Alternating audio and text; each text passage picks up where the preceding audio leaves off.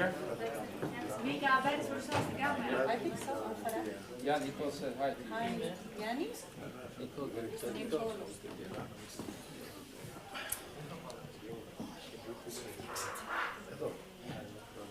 Who is it? You're the moderator? No. Ah, okay. Should You I are go the there? moderator. No, it's okay. I'm the moderator, and let's start.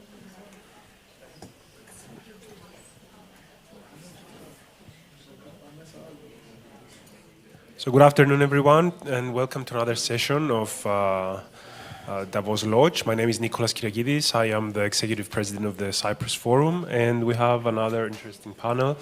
Now, let me start by saying that the East Med is becoming one of the most strategically dense regions in the world. Energy routes, maritime disputes, shifting alliances, great power competition intersect over there.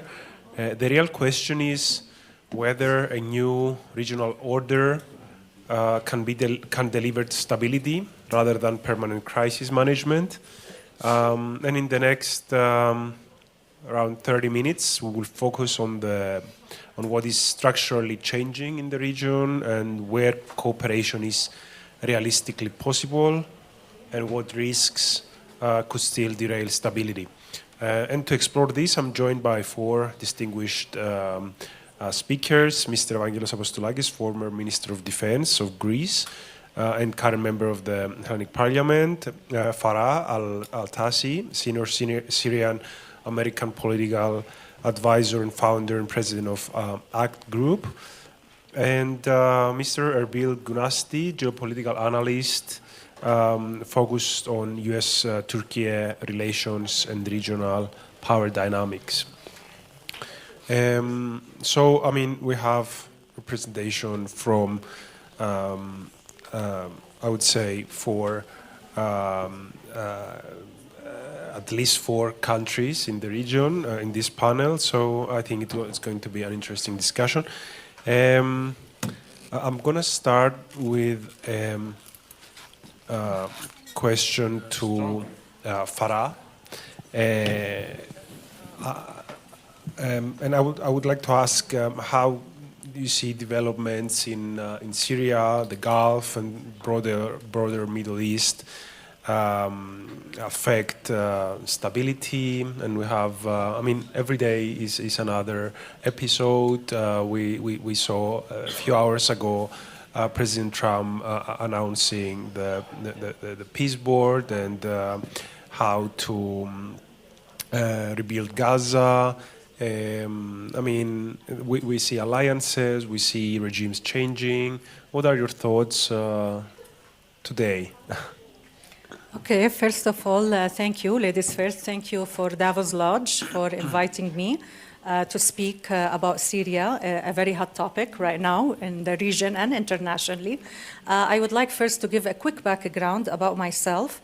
I am a Syrian-American Lebanese citizen. I come from a very well-known political family in the region. The last president to Syria, I have 3 presidents who ruled Syria after the fall of the Ottoman Empire.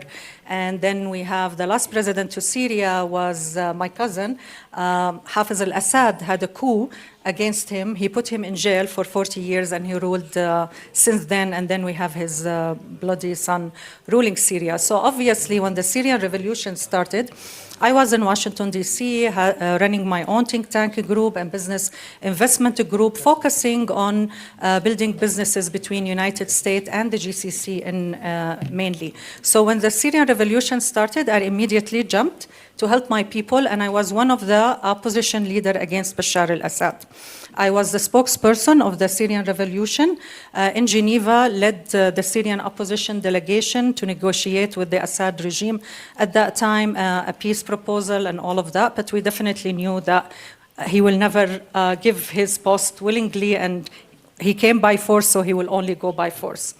Of course, when December 8 happened, it was a historical shift not only in Syria, in the whole region, in the whole Middle East.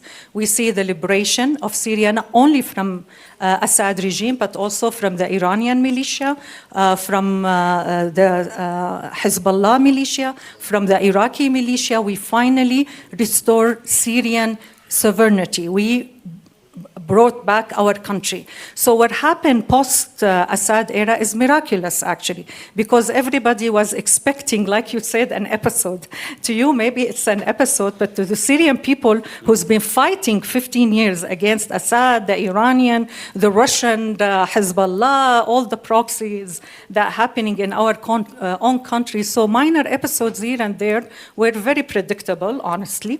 Everybody was expecting more like bloodshed and massacres and revenge, and there will be a failed state, especially after 15 years of destruction and mass migration and economic collapse.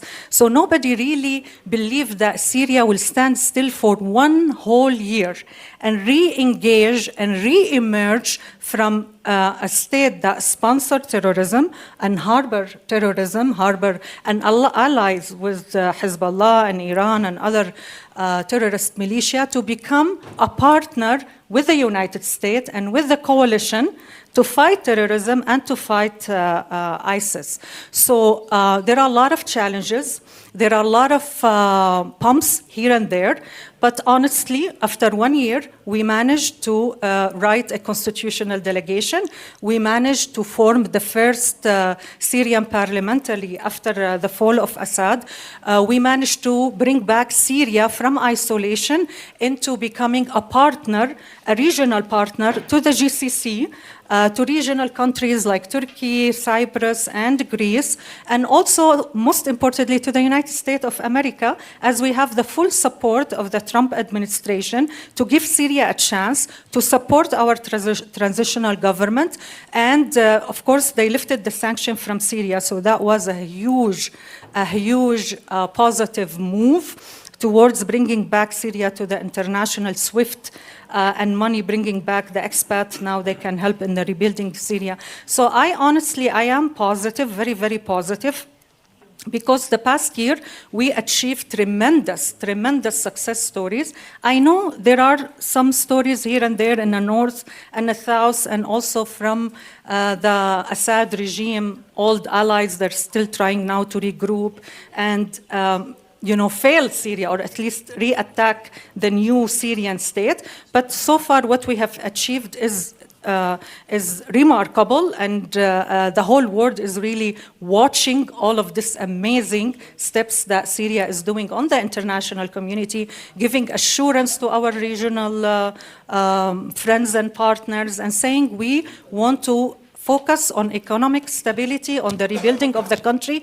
We don't want to pose a threat to any countries, whether right or left, north or south. We want to become a partner and focus on the possibilities and opportunities rather than the threats and the negativity. So myself, I am very, very optimistic, and I think Syria will emerge after we finish all from the internal challenges, will emerge as a key power player in the Mediterranean.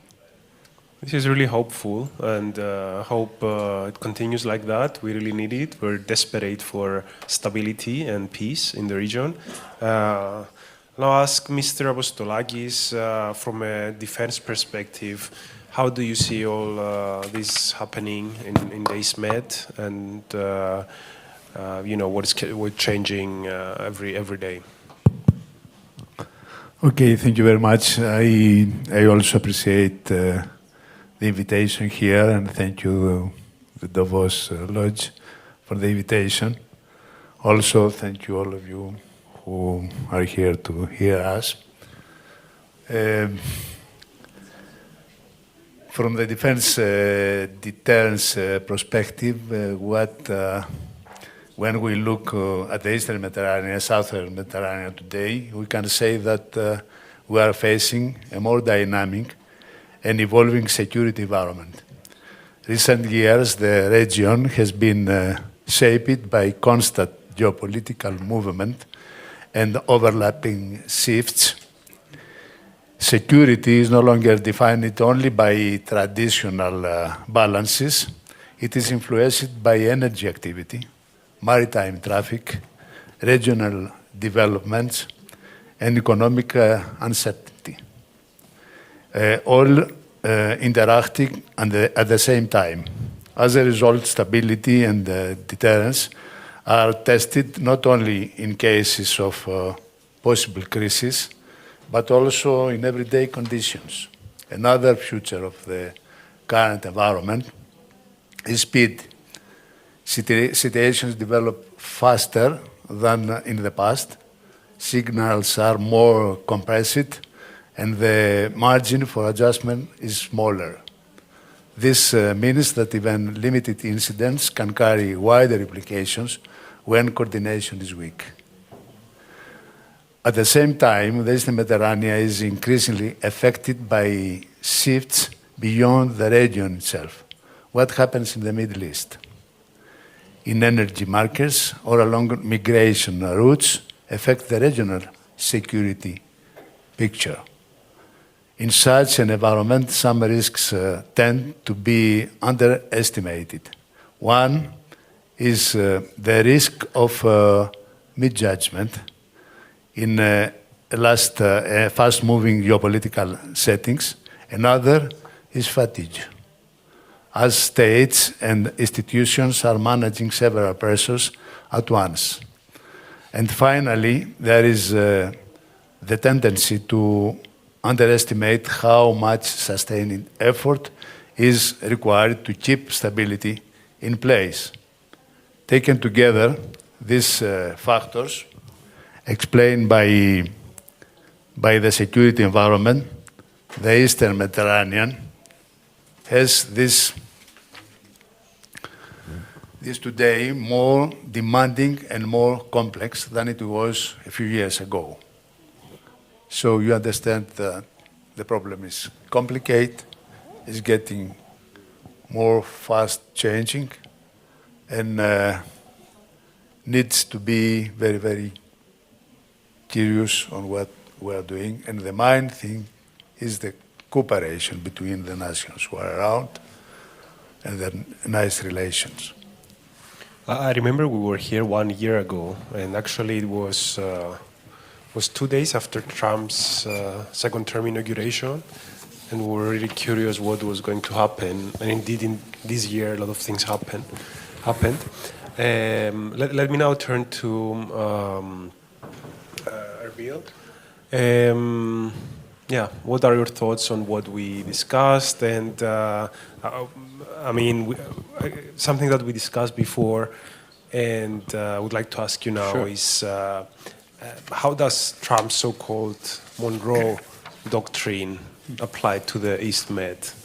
Now, before that, what Farah said, and then what Evangelos said on Syria, there are a few things that I know about it because I deal with both administration in Turkey and also in Trump administration. And before that, I should thank you, Davos, for doing this, and I should thank you, Farah and Evangelos and Nicholas, for being here. The basic information I have, specific information in Syria, that one third north of Syria, Derzior and Aleppo. In Aleppo, they are investing right now. They are investing in infrastructure, they are investing in internet structure, and they are investing in housing so that refugees can go and settle. Now in Derzior, they are trying to build that airport twice or 3 times bigger so it can serve 15 million people. In Derzior, as you know, there are oil fields.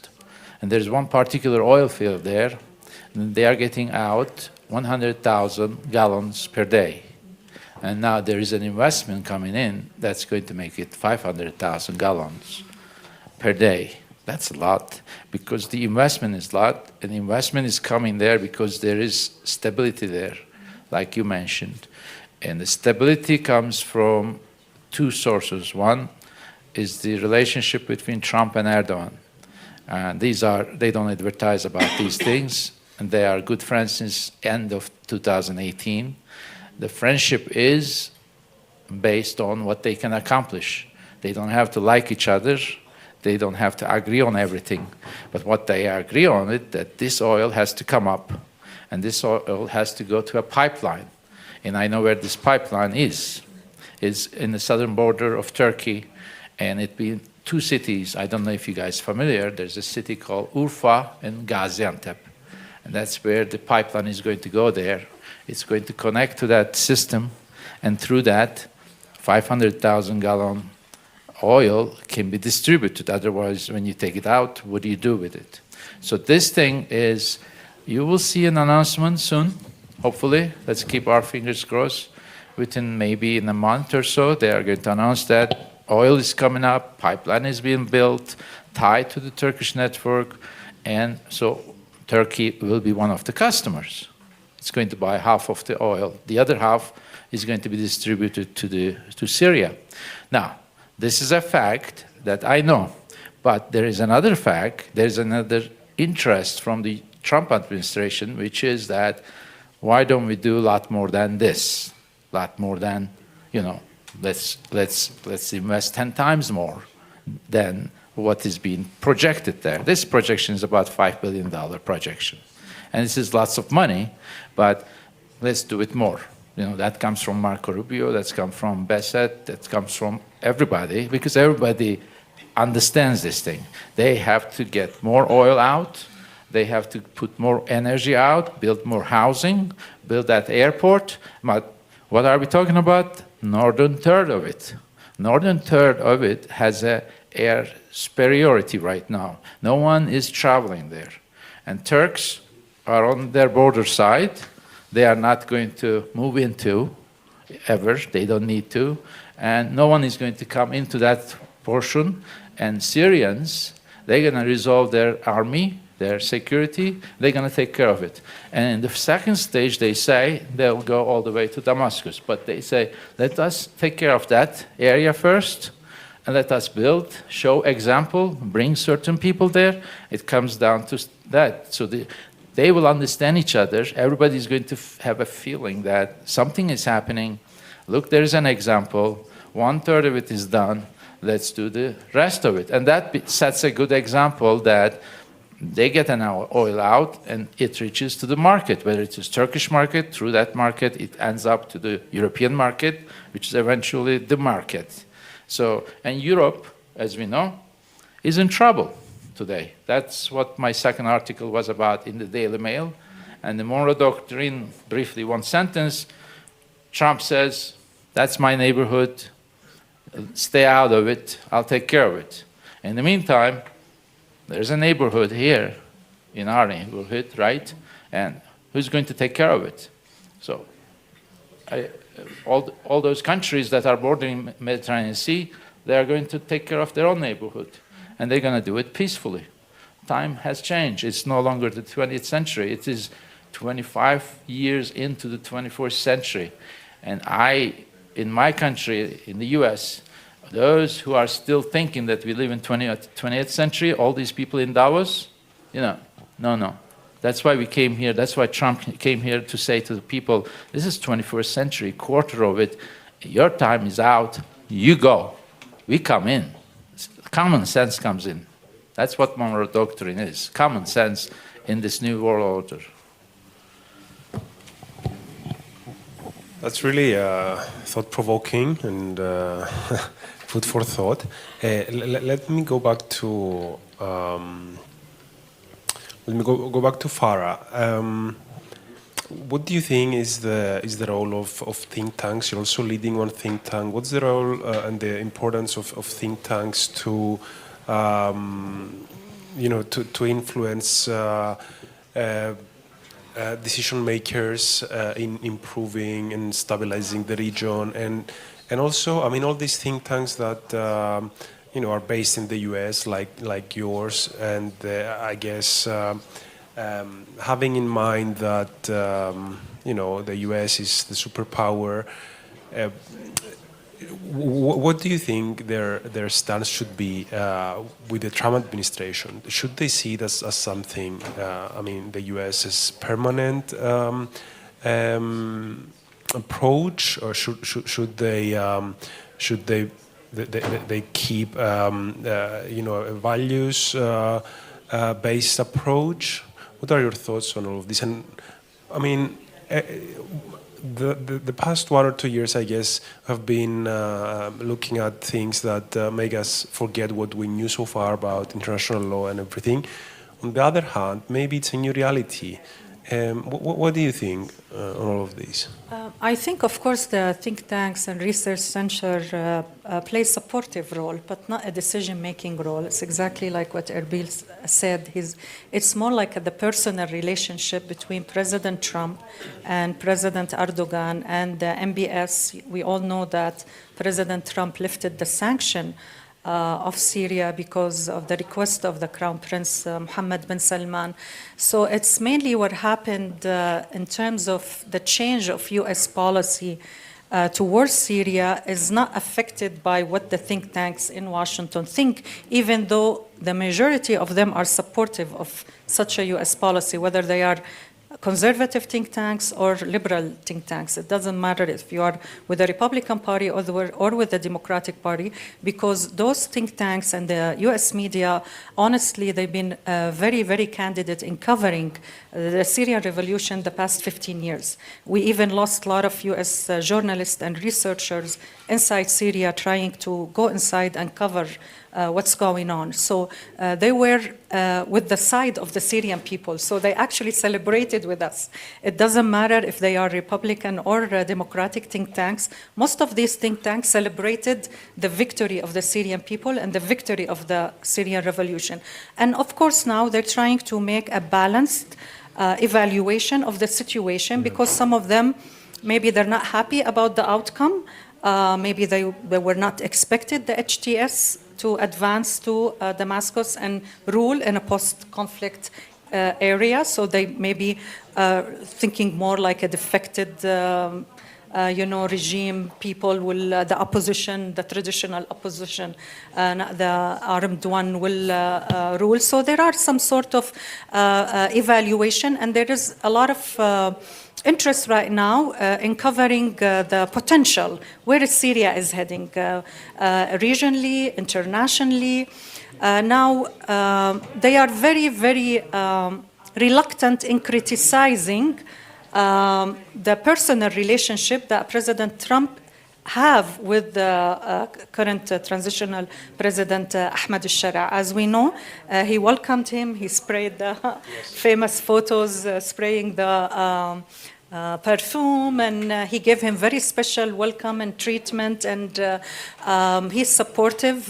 He likes his past. He's always say he's a strong guy. He has impressive past. So he is a pro Syrian engagement with the United States, and he is relying slowly because exactly like what we are saying with the new let's say the reset that's happening in the Middle East and in the world in general, I think it's in the interest of the United States and the interest of all the regional to have a unified Syria, centralized government, like you speak only with one person, one decision maker. You don't have so many power players that you have to please that one and discuss that one. So it's an interest to have one central government, one unified country, somebody that can deliver and you can hold him or hold her accountable on certain decision making. So slowly, they are watching. I know there are a lot of concerns on other issues as well,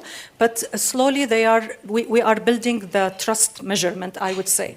And that not only goes with the United States, it goes with our European partner, with our regional partner, and also with even advisories like, let's say, Israel and everybody. So we're trying to keep a distance, not take alliances. So the president and the transitional government, they were very keen to make balance. So, they don't shift, even Russia, that has been our traditional foe for the past 15 years, siding with Assad and siding with the Iranian militia, bombing Aleppo and bombing Idlib and bombing the liberated area that was controlled by us, the opposition. Now we see an engagement from the current Syrian government with the Russian leadership, because they already have a military, big military base in Tartus on the coast. So we're trying to see how we can at least solve problems rather than focus on the past and we've been fighting each other. So I think so far there are a lot of challenges and threats, but it's exactly like what Mr. Evangelos said, corporation. It's like location. We say in the United States, location. So I think the new message in the region that we should promote and we should stress, from Syria to Greece to Turkey to Cyprus to the GCC, Jordan, Israel, Palestine, Lebanon even. Nobody mentioned Lebanon, but Lebanon and Syria, we are in the same boat somehow, but also we need to see change and reform happen in Lebanon, because I'm Lebanese as well, so I care about Syria and Lebanon.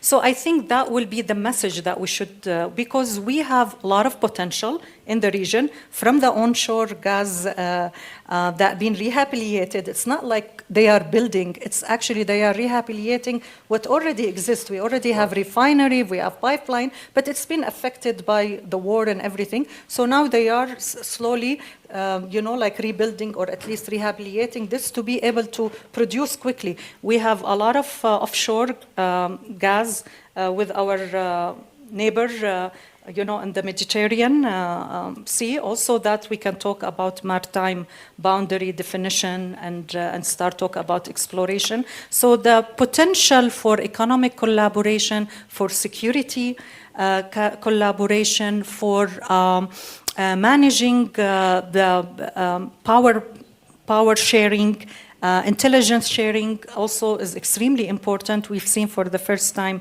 ever that in a security agreement that Syria signed with Israel a few weeks ago, one of the article was sharing security and intelligence information with Israel. That's a huge and a new. Such collaboration and partnership can be somehow structured in a very positive way that benefit all the Mediterranean countries. Going back to Turkey, of course, Turkey was a major friend for the Syrian people. They hosted over 1.2 million Syrian refugees. A lot of them took already the citizenship, so they consider themselves Turkish. They studied at the Turkish university, and they made self-governed bodies that collaborated, and there are a lot of training, a lot of intelligence sharing, a lot of economic opportunities. So it's natural when Syria was liberated to have Turkey as the first economic partner, besides Saudi and Qatar and the other GCC, to have Turkey coming as a major economic partner for the Syrian people. But the opportunities are huge. Syria are a raw country emerging from a full scale destruction. You can't imagine the destruction. So other than the gas and oil, the natural resources that we have in the north, the agriculture in Deir ez-Zor and all of these areas, we have a huge potential, like tourism, religious tourism. As you know, we host in Syria a very large, probably the largest Orthodox Christian Eastern Orthodox Christian community. We want to make sure that these communities as well are protected and they are part of the state building in Syria. So I always look to the cup from the empty side. The challenge is if we all collaborate together and talk about the commonality rather than the differences, I think we can come up with some sort of a regional agreement that benefits all of these countries on the Mediterranean. Thank you a lot for these thoughts and the suggested approach, which I think is very sensible. Let me turn to Mr. Apostolakis. I would like to ask, what risks do you think that policymakers tend to underestimate? And I have in mind, frozen conflicts, perhaps a potential war between Turkey and Greece, the Cyprus issue, and on the other hand, we have a number of natural catastrophes like wildfires or water drought or earthquakes. What do you think that these risks are underestimated by policymakers in our countries?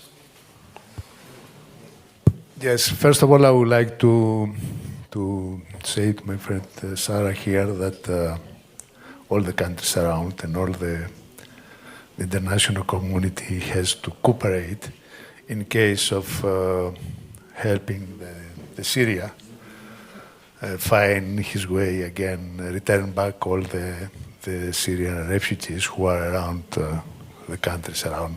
Probably the Turkish, not probably, for sure, has the majority of them. I think we have 2.5 million there. The infrastructures has to start be building again. The production of the resources that are existing has to be started. And I think after so many years in war and these problems that all the citizens has passed through, it's time to start living a normal life and having their place back. I think we have to be very, very carefully in this area, all the ones who are living there, because we live in an area where probably the God gave us a lot of gifts, and there are two ways to live between so nice things. Start eating each other, start grabbing each other, whatever we can do. I think the best way is to cooperate, to find what is the most common way to explore everything. And that's why the most important thing is the, let's say, predictability. So find and predict what is going to happen there, and who is the most important role of all of us to play there. Energy is something very, very important and guides probably all the countries in the way they act. Then is the navigation. The navigation, probably, I think about 25 to 30% of a global transportation guides pass through this area. So it's very, very important, not only for this country who are there, but for all the Union, for all the West countries. So the security of the navigation is more than important. Also the protection of the energy infrastructures, the protection of the civilians, the protection of the air generally is the main purpose that all our countries has to have. And also the will that everybody has to help each other. So we are countries who pass through the same problems, and historically, when we have a good relationship, the countries are going up, and the citizens feels that they live somewhere where they demand to live. Otherwise, we're going to have wars, we're going to have problems, and we always try to kick everyone, the others, and take their space. So I think this is... Definitely. Yeah, thank you. Let me go to Erbil and ask why should EastMed natural gas findings and how could be a salvation to our misery, to the misery of Europe and more so the EU. You see, in an earlier panel, they talked about Romania and Greece, and talking about the Balkans, how to, there was a gentleman, businessman, was talking about LNG coming from America. Yes, LNG comes from America right now. It's very cheap, the cheapest. The next LNG is from Turkmenistan. That is as cheap.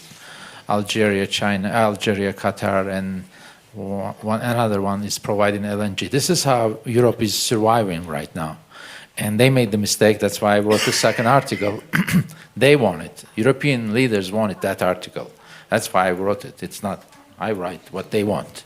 And I have a name. That's all there is to it. Now, that article says, enough with your BS of what you were preaching to us, green energy and all that stuff. It's time to go back to fossil. Oil is going to rule until the time comes. When is that? We don't know. It could be 20 years, 10 years, 15 years. Until then, we cannot go with your dreams of that you are thinking we're going to have all green energy. No, it doesn't work like that. We have to survive. So to survive, that panel explained everything. Now, you said it, and then Admiral said it. How are you going to get this LNG and everything else? Okay, it's coming from America, the other side of Mediterranean. But what about from this side of Mediterranean? How is it going to come here? And tons of it are going to come in. So that thing that's going to come in has to come in through pipeline. I had a conversation a long time ago, 10 years ago. Daphne takes me to so many places. One of the places was Israel. I won't name the name of the gentleman. He was, high up in the government. I asked him, you guys found the natural gas in 2009 in the Mediterranean Sea. You are the only ones who have it. You are supposed to be smart. And you claim to be smart. I'm talking to my Jewish friends, right? But apparently you are not smart because 10 years later, you didn't make 1 penny out of that gas. There's no explanation for that. You cannot, that's betraying your own country. I mean, these Jews betrayed their own Israel. And who are these people? That's the regime that's in power. The same people. They are the ones couldn't ship that oil. I don't care. You don't like Turkey? Don't like Turkey. You don't like Arabs? Don't like Arabs. But find a way to ship this thing to Europe where you can make a penny. And if you are not able to make it, and you don't know how to make it, get away. You are not qualified to be leading those people, 7, 8, 10. Look, at the end of the 10 years, what do we have? Jewish people are dying. Palestinians are dying. Why? Because this is the result of economy, stagnation, and everything else. This is the way the leaders export their domestic problems. I mean, why do we have all this mess in Israel today? Isn't it because they want to bring down Benjamin Netanyahu so many years? Don't these people know that this gas didn't go there? So my question is, I just gave you an example. From northern Syria, there is that one well. I'm not talking 20 wells. That's too much to talk about. That one well has 100,000. And US government, Trump administration says it has to go to Turkey, to that pipeline, and through that pipeline into wherever the hell it's going to go and get the money in. And I told the Israelis the same thing. Isn't it true that the best way, the only way for you to get this gas, to get it to Ceyhan, Turkey, where all the pipelines come from Kazakhstan, Iraq, and everywhere comes it to a Ceyhan. From there, you put it to a ship or to a pipeline, it goes to wherever the hell it needs to go. So he said yes, but politically we cannot do it, he said. I mean, this was 10 years ago. He said, politically, we cannot do it. So in other words, I never talked about these things. Here's a politician, is not doing the right thing because politically it's not right for him, for them. He's my friend. I just sent him a message with Isaac, the president of Israel. I said, just tell him that I'm saying hi to him. I haven't talked to him 10 years. But the point is, this is a problem in whatever country you are, whatever country I am, We have the same problem in America too. People are selling Americans for their own benefits. I mean, Greece's problem, Syria's problem, Turkey's problem, Israel's problem is no different than America's problem. We are the biggest miserable people over there when it comes down to it. So at the end of the day, that oil has to be shipped. So everybody has to cooperate. Like the previous panel said, somebody asked a question, so you are thinking about the Balkans, all three of you, about your future, not the Western Europe. He said, yes, we need, Romanian guy said, I think, minister said, yes, we have to take care of each other here because we have the same problem, Ukrainian problem or whatever problem. He said, yes, now this problem is the same, whether it is Egypt, Israel, Lebanon, Syria, Jordan, Turkey, Greece, Romania, Bulgaria, they are all on the same boat. They all need each other. Whether the gas comes from Azerbaijan or Kazakhstan or Turkmenistan through Turkey, it can go to Greece and Romania, everywhere else. That's where it's going right now. So in other words, they have to work together, and that's what Trump administration, Mr. Trump is saying that. You all have to work together. And he doesn't want to hear anything else. He doesn't want to hear anything else. That's why he says to Erdogan, he's the guy who's going to do it. And what is Erdogan doing? He says, so long as there is a leader like that, big country, and we're going to do it. We're going to play our share. What is his share? He's not going to go into Syria militarily. He can go, finish everything up. He's not going to go in. He's not going to interfere into the domestic element of it. But he's going to make sure that if there is a need, they will be there. So Syria is going to be independent and do its own share of the work needs to be done for itself and for the region. Yeah, thank you for that. Any final thoughts before we close? Any thoughts about the peace board and the rebuild of Gaza? Farah, do you have any thoughts? Will that succeed? Will that be like a bright spot? Or is it a dangerous plan? I think we should give it a chance. It's new. There is no forum like this have been formed in a near history that we can say we have tried this before in this country or in this country. It's completely new. A very interesting group of people, so we don't know how they will go along from different backgrounds. So I think I am pro giving it a chance. Of course, if it means the actual rebuilding of Gaza and the actual bringing of peace and stability in the region. But I think it's too early to tell. And we don't want to cross a bridge before we reach it. So we would rather watch and support, of course, such an effort. And going back to the collaboration between us as countries on the Mediterranean, I see huge potential and huge opportunities, really, more than threats. Threats are always there since the creation of each country of us. There is always threats, and that's natural in any regional, power and challenges and all of that. I think the most important challenge that, from my own perspective, is actually politicizing religion and not falling into a religious war in the region.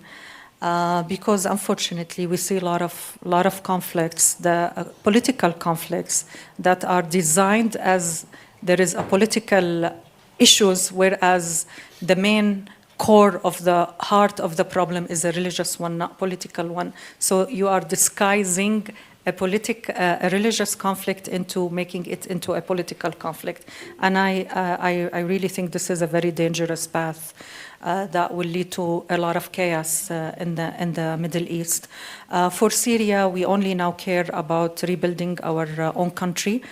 We try to be neutral and not get involved or forced to be involved into any conflicts around us.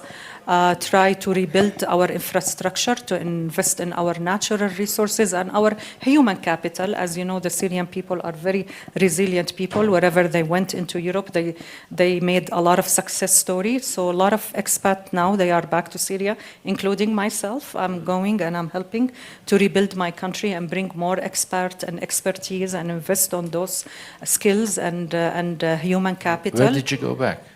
After 1 week of liberation. But what part of Syria did you end up? Homs, yeah, Okay. the capital of the revolution.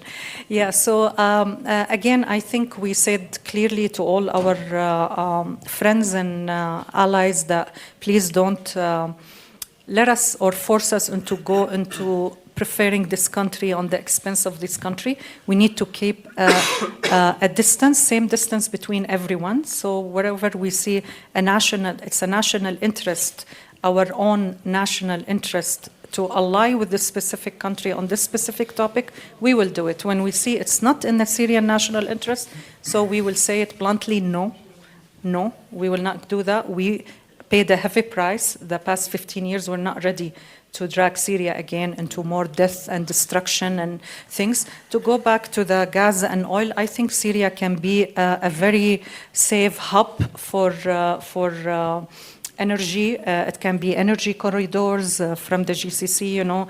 We have, of course, Qatar and Türkiye and everything. And also in terms of transportation, we can provide the cheapest transportation because we have a cheap labor in Syria. So again, I also see a lot of potential in Syria as long as the region focus really in building stability and peace, and like my colleague said, collaboration and collaborate with each other. I think we can really somehow survive any reset or any change that the world may face in the near future. And thank you for inviting me. Excellent. That was on this positive note. I would like to thank you, Evangelos, Farah, and Erbil for this great discussion, and thank you very much for watching as well. Thank you. Thank you very much. Oh, there's hope there. Yes, yes. There's hope there because they are building.